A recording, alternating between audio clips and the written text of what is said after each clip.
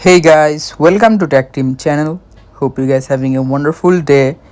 Today in this video, I'm going to show you how can you unblock someone on your contact list. So at first, just go to your contact. Now click the bottom here, contacts. Now just go for the contact that you want to unblock. Now just scroll a bit and here you can see the last one, unblock this caller. Click on it. By clicking it, you can just simply unblock the caller. If you have multiple contacts that you want to unblock, just go for the contact. And the last one, if it is blocked, you can just simply unblock it by this.